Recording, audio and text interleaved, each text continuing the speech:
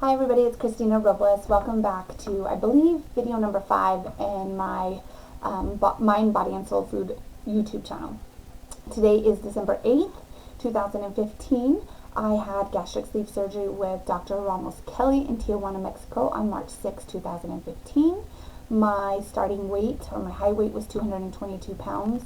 My surgery weight was 208, and today I weighed in at 144. I'm going to try to get through this video without that door opening.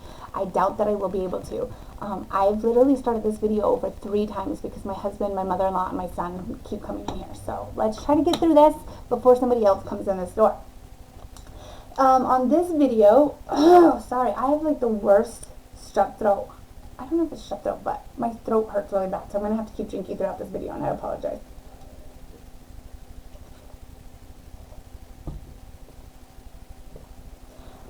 Sorry, I can't take big gulps, so I kind of put it in the side of my cheeks and just slide it through so it goes down slower, because I'm used to gulping, and I can't actually gulp anymore. So that's the way I get through it. And then it's gone. Anyways, 3 subjects that I'm going to talk about on this video: Thanksgiving, alcohol, and my own personal journey. Now, Thanksgiving was just 2 weeks ago, and I remember before I even had my surgery, I remember like writing down pros and cons about the surgery, and one of my cons was that I was never going to be able to enjoy Thanksgiving or the holiday season again, which is just simply not true. That was me not being aware of what was going to happen. And this is my first Thanksgiving post-op, so I was pretty apprehensive even just a few weeks ago. I didn't know what I was going to do for Thanksgiving. I've kind of put my family on a paleo diet. We follow that pretty consistently since I do CrossFit. So that basically means we cut out dairy, we cut out sugar, we cut out whole grains, that kind of thing. And to be honest, when I'm making my traditional Thanksgiving meal, I use all of those things. So I didn't know, like, I went and struggled internally.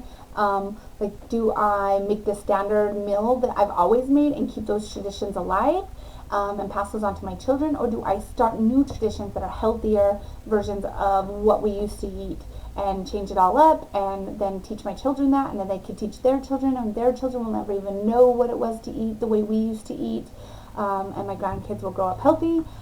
But I didn't want to do that because, you know, that's one of the ties that I have to my grandparents who are no longer with us, is that the fact that they started these family traditions and the foods that they made, and they passed these recipes on down to their children, who would be my mother, and my mother's passed that to me, and so forth.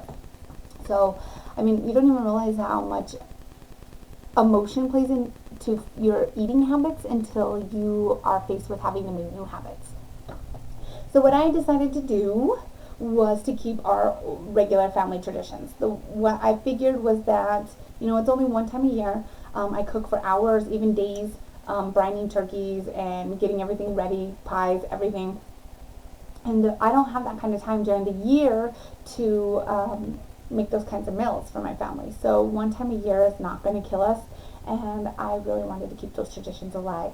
So this year I took my 15-year-old son Isaiah, and he helped me prepare everything, and it was an awesome experience because I got to give him all the recipes that were passed down to me, and I'm going to make this an annual thing, and he will be helping me every year. And then as my younger kids get older, I'll do the same thing with them.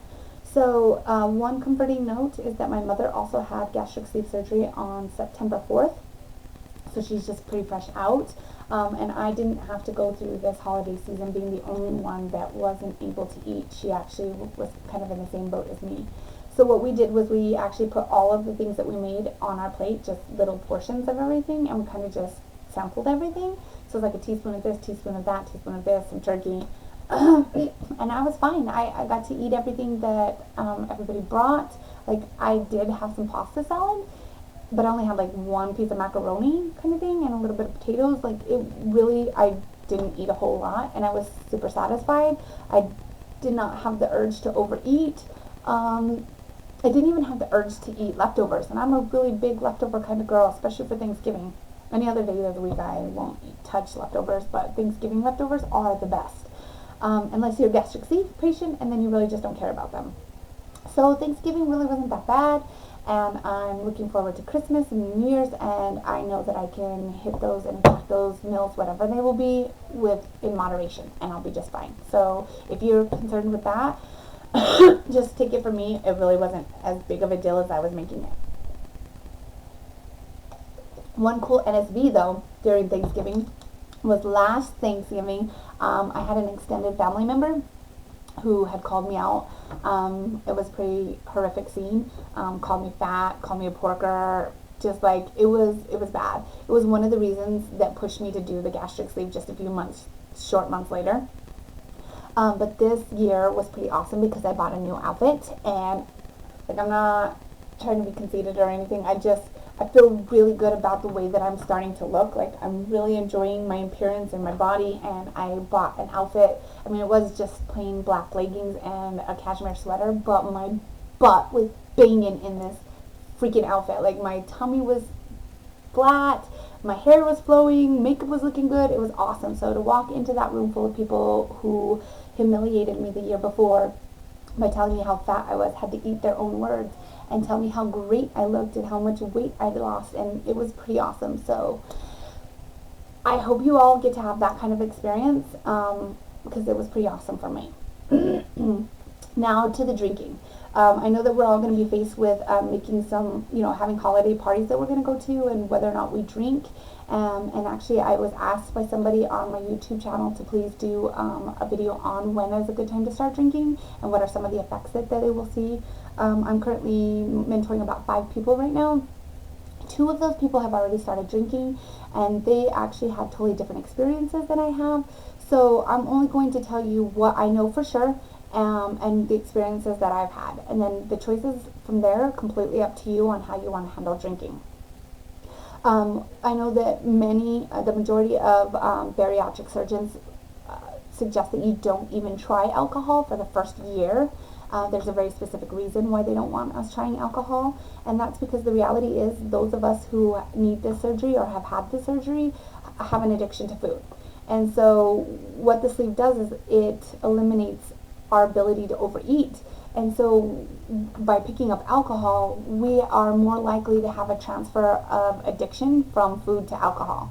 And the health complications that come along with addiction to alcohol are just as evil to our body as that of food. They just take effect more quickly. So transfer addiction is one thing that you do want to consider. So try, if you are going to pick up alcohol, try not to drink it on a regular basis. Don't make it a daily habit. Don't make it even a weekly habit. Just, make it an occasional thing. I know I'm not telling you guys anything that you don't already know, but alcohol contains a lot of calories and it has no nutritional value. Like, duh, like we didn't know that. Excuse me. The moment they come out with a low calorie, high protein alcohol drink, sign me up, but the reality is that's probably never going to happen. So it's just not nutritious.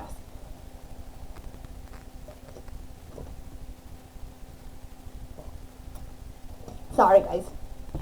The other thing is we also lack an enzyme in our stomachs. Once they remove the 85% of our stomachs, we lack an enzyme that helps us break down the alcohol. And so we actually absorb alcohol more quickly, and alcohol is more potent for us. So we reach higher levels of alcohol, and we maintain those higher levels for a longer period of time.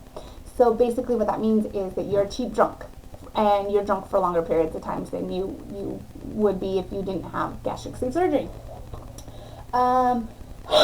So for me personally, I actually picked up alcohol a lot sooner than the 1 year mark. And there is a reason why I did that. My intentions were to not drink for 1 year and to take the expert's advice. But my reality was that my husband and I had split up due to my surgery. Complications with my surgery, not complications, but he had a hard time handling the changes that we were going through together as a couple and me as an individual. And that's totally a different video, and I will absolutely open up to you guys about that later. I just want to kind of give you guys a little bit of background on why it was that I picked up alcohol a little bit sooner. So he used to come during our separation and pick up our kids. Well, I've been a mother since I was 18 years old, and I'm 34. So to have a house full kids running around making my life crazy is absolutely what I'm used to. And not having anybody here in my home, my husband, my kids, nobody, and it being completely silent actually was killing me. And so I decided to start going out and trying to figure out what it meant to be single, and then alcohol was introduced to me. So one thing that I will say is if you do decide to drink, make sure that you are in a safe environment. Make sure that you are surrounded by people who have your best interests at heart, because you don't know how your body is going to react to that alcohol. For the majority of us, we get drunk fast. There are some people who don't, and they don't feel the effects, but that is not the reality for 99% of us. Let's see, I cannot drink beer. Before my surgery, I was a total beer snob. My husband worked for breweries here locally, and so I was accustomed to having, special brews and just lots and lots of beer. Like, I had Crowlers in my refrigerator all the time. But I have since tried beer twice, and both times that I've tried it, I couldn't even swallow it because the gas was so heavy in my mouth that as soon as I put it there, I spit it out. And so beer is just, it will never be part of what I drink. If you can drink it, I guess more power to you. I wouldn't suggest it because it is carbonated and it's not meant for our sleeve. But I know I can't. So I do stick to mixed drinks like tequila sunrises, margaritas. I can have harder liquor, but I choose not to. I can't drink a whole lot because I get drunk so fast. So, like, for us, we absorb it 4 times faster than most people. So one shot is equivalent to 4 shots. So if you have 2 mixed drinks in a night, it's like drinking 8 mixed drinks. So just make sure you're pacing yourself. That is pretty much all. I'm going to leave the topic on drinking. Just, do what's right for you. Try not to drink quickly. I wouldn't suggest drinking any sooner than 4 months post-op. And if you do, like I said, make sure you're in a healthy environment. Now back to my own personal journey. Oh my gosh, I really think I'm getting sick. Just one moment.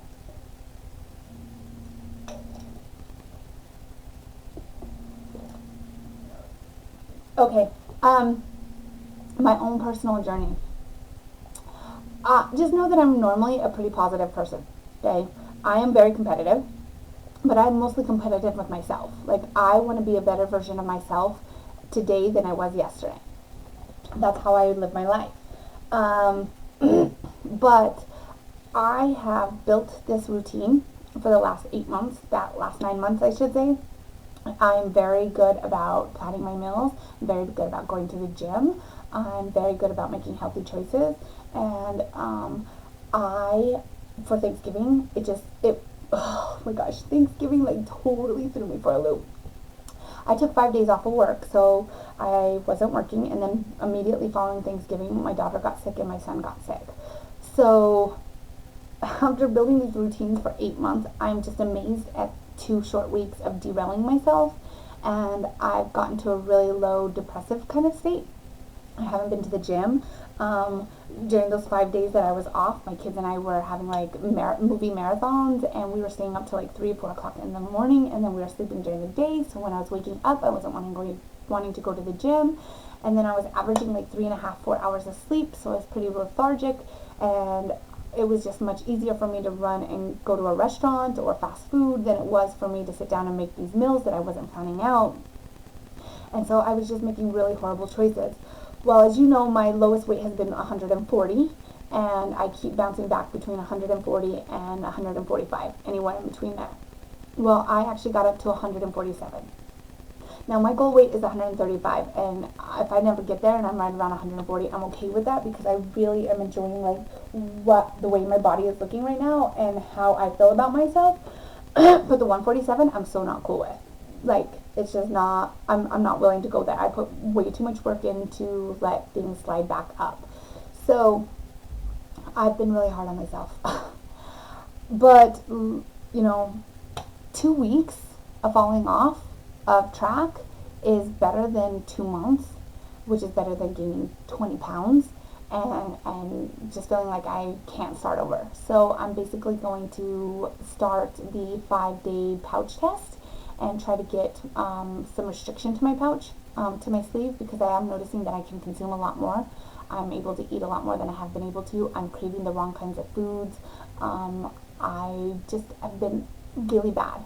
And so I'm going to try this 5-day pouch, see if I can get that restriction back that I had before. I'm going to make sure that I'm taking my vitamins, make sure that I'm in the gym.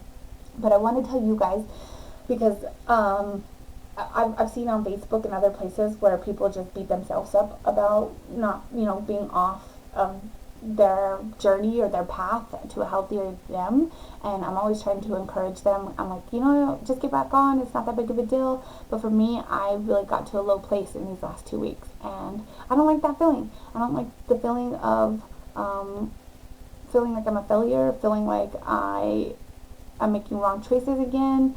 I don't like the physical part of how I've been feeling, so I'm going to just turn this all around. I'm going to do the right thing, I'm going to make the right choices, and I'm going to go forward. So it's okay to feel that way. Just make sure that you get right back on, okay? My next video, I'm going to talk about hair loss, because some pretty cool stuff is happening with my hair. Like, I did have massive hair loss, but as you can see, I don't know if you can see these little tiny baby hairs, they're starting to grow back in, which I'm digging, because my hair did get pretty thin. I am going to actually dye my hair purple next week. So my next video, I will have purple hair. Hopefully I can pull off purple hair. We'll see. And then I also want to talk about relationships. So that should be the next 2 subjects that I do hit bases on. Look, I didn't have anybody open the door. That's awesome. But I will let you guys go with that, and I will see you in probably a week.